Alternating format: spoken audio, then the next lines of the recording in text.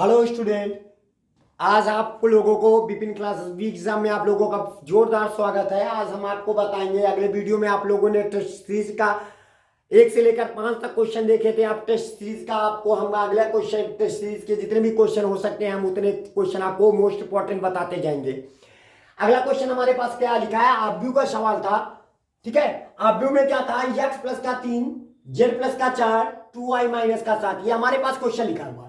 इसमें कहता था A B C X Y Z का मान ज्ञात करना था।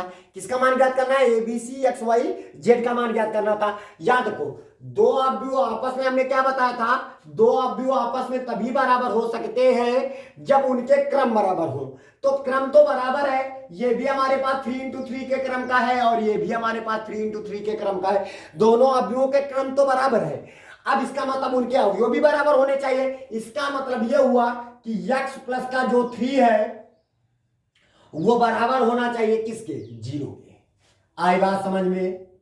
दूसरा है, कामा लगा दीजिए, जो z प्लस का 4 है वो बराबर होना चाहिए किसके, इधर के 6 के। और इधर आ जाइए, जो हमारे पास 2 क्या लिखा है यहां पे, 2y माइनस का 7 जो है वो बराबर होना चाहिए 3y माइनस के 2 के बराबर होना चाहिए। ठीक है, चलो पहले इतना हम हल कर लेते हैं। अब बताइए, प्लस में था उधर जाएगा माइनस में, तो x का मान माइनस का क्या आ जाएगा, 3। ये हो गया x का मान। प्लस में था माइनस में चला जाएगा, तो जरा देखिए, तो z बराबर 6 माइनस का 4, तो z की वैल्यू आ जाएगी हमारे पास कितना, जरा देखिए कितना आ जाएगा हमारे पास, 2 आ जाएगा। इधर आ जाइए, तो अब हम क्या करेंगे, ये माइनस में था उधर जाएगा प्लस में, तो 2y देखते जाइए, 2y माइनस का क्या हो जाएगा, 3y। प्लस में था माइनस में आया, माइनस में था प्लस में चला गया, ये हो जाएगा। तो 3y में 2y निकल गया, y काहेगा माइनस का बराबर 7 में 2 निकल गया 5। ये 5 को माइनस को ट्रांसफर उधर कर दो, तो y बराबर माइनस का क्या हो जाएगा, 5। ये हो जाएगा हमारे पास x y z के मान। अब जरा देखिए हमारे पास माइनस का 6, तो माइनस का 6 बराबर है, इसका मतलब a माइनस का 1 जो है वो बराबर किसके है, माइनस के 3 के। a माइनस का 1 बराबर किसके है, माइनस का 3 के। तो माइनस में था प्लस में चला गया, a बराबर माइनस का 3 तो पहले से था, ये माइनस में था प्लस में चला गया, प्लस का 1 हो जाएगा। a बराबर हमारे पास माइनस का 3 प्लस का 1 बराबर माइनस का 2 हो जाएगा। ये a का मान निकल आया। फिर इसके बाद अगर c का मान निकालना चाहिए, ये देखो 2c प्लस का 2 बराबर किसके है, 0 के। तो आप यहाँ पे 2c प्लस का 2 बराबर 0 कर दीजिए। अब प्लस में था उधर जाएगा माइनस में, तो हमारे पास हो जाएगा 2c बराबर माइनस का 2, 2 एक नाम 2, तो c का मान माइनस का 1 आ जाएगा। तो देखो हमारे पास a का मान और c का मान निकल चुका है। अब b का मान अगर हम निकालेंगे, तो जरा देखिए, ये वाला अवयव इसके बराबर होगा, तो यहां पे लिख सकते हो कि b माइनस का 3 बराबर 2b और माइनस प्लस का क्या हो जाएगा 4।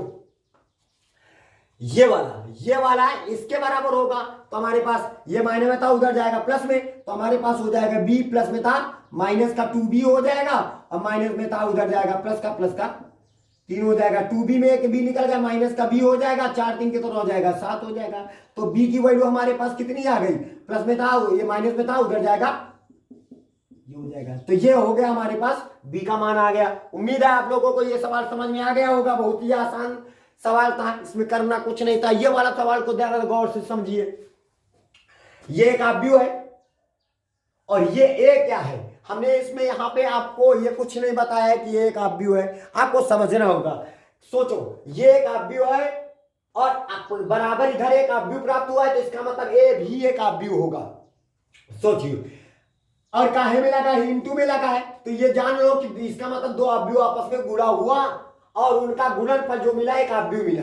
तो सोचो, ये अवयव किस क्रम का है, 2 इंटू 2 के क्रम का है, तो ए जो अवयव होगा वो किस क्रम का होगा, क्योंकि सोचो दो अवयव तभी गुणा हो सकते हैं जब, इधर देखिए इस अवयव का क्रम क्या है, 2 इंटू 2 के क्रम का है। अब ये वाला अवयव किस क्रम का होगा, जो ए अवयव का जो क्रम होगा, ए यानी अवयव आप यहां पे लिख सकते हो, अवयव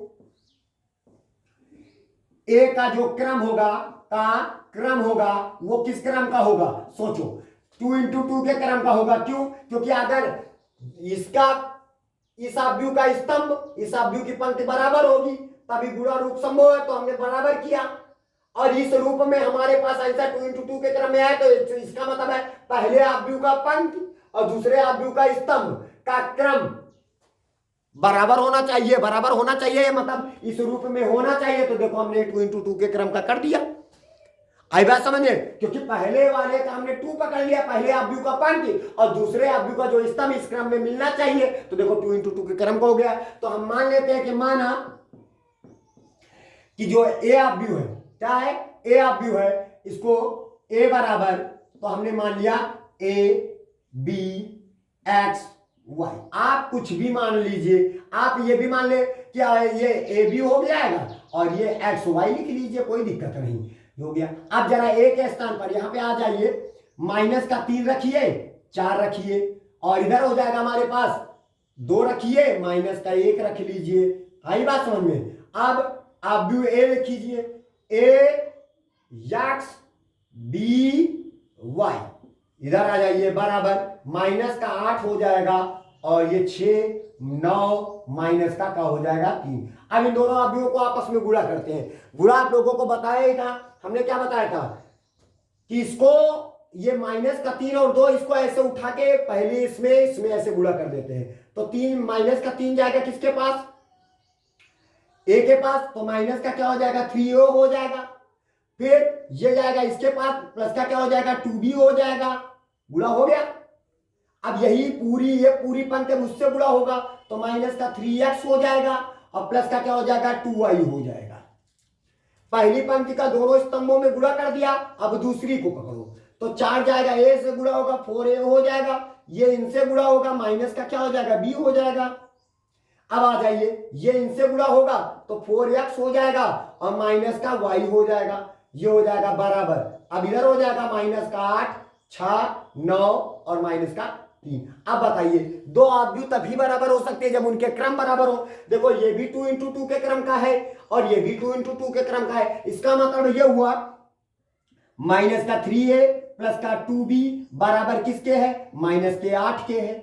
और इधर ये मान लो समीकरण नंबर 1 हो गया। अब इधर आ जाओ, इसका मतलब 4a माइनस का b जो है वो बराबर किसके है, 9 के है, तो आप यहाँ पे 9 लिख दीजिए, समीकरण नंबर 2 हो गया। इसी प्रकार इधर आ जाइए, तो हमारे पास जो 3x माइनस का 3x प्लस का 2y है वो बराबर किसके है, माइनस का 3x प्लस का 2y बराबर किसके है 6 के, ठीक है। और यहाँ पे 4x माइनस का y जो है वो बराबर माइनस के 3 के। ये समीकरण नंबर 3 हो गया, ये समीकरण नंबर 4 है। पहले 1 और 2 को हल कर लेते हैं, यानी समीकरण 1 में, ठीक है। आप यहाँ पे थोड़ी सी एक काम कर लीजिए, आप बताइए ये माइनस में था उधर जाएगा प्लस में, ये b दिखाई पड़ रहा है तुमको, ये माइनस में था उधर जाएगा प्लस में, प्लस वाला माइनस में आ जाएगा, तो हमारे पास कितना आ जाएगा जरा समझना, ये माइनस का b था उधर जाएगा प्लस में था माइनस में आ जाएगा, तो हमारे पास हो जाएगा b बराबर, माइनस में था प्लस में आ गया, देखो बराबर 4a माइनस का कितना हो जाएगा 9, ये आ गया b का मान लो समीकरण नंबर 2। इसी प्रकार इसमें भी कर लीजिए थोड़ा सा समझना के लिए, ये माइनस में था उधर जाएगा प्लस में और ये माइनस में था प्लस में आ जाएगा, तो y बराबर 4x प्लस का क्या हो जाएगा 3, ये हो जाएगा y का मान, समीकरण नंबर मान लो चौथा मान लो। आई बात समझ में। अब क्या करो, समीकरण 1 में समीकरण कहां से 2 से। अब जरा देखिए 1 और 2 को देखिए, माइनस का 3a लिख लीजिए प्लस का 2 लिख लीजिए और b, ये देखो b दिखा पड़ रहा है, और b का मान हमारे पास कितना रखोगे 4a माइनस का कितना हो जाएगा 9 बराबर माइनस का 8 हो जाएगा, तो माइनस का 3a हो जाएगा प्लस का 4 दूनी 8 हो जाएगा और 9 दूनी 18 हो जाएगा बराबर माइनस का 8 हो जाएगा। तो इधर हो जाएगा 8 में 3 निकल गए 5 हो जाएगा बराबर, माइनस में था उधर जाएगा प्लस में, तो 18 में 8 निकल गया कितना हो जाएगा 10, तो यहाँ पे हो जाएगा 5 दूनी 10, तो a का मान कितना आ जाएगा 2। अब a का मान समीकरण 1 में या 1 में रख दो या 2 में रख दो, ये 2 में रख दो, 2 में रख दीजिए a का मान। 2 में रखने पर जब रखोगे तो आपके पास किसका मान मिलेगा b का मान। जरा देखिए, तो यहाँ पे b बराबर a की जगह पर कितना रखोगे 2, तो 4 दूनी कितना हो जाएगा 8 माइनस का 9 बराबर कितना हो जाएगा माइनस का 1 हो जाएगा, तो b की वैल्यू हमारे पास आ जाएगी माइनस का 1 आ जाएगा। इसी प्रकार इसको भी हल करेंगे, जरा देखिए इसको, समीकरण किससे 3 हुए 4 से। तो माइनस का क्या हो जाएगा 3x हो जाएगा, प्लस का क्या लिखा 2, y के स्थान पर हम 4x प्लस का क्या लिख देंगे 3 बराबर हो जाएगा 6।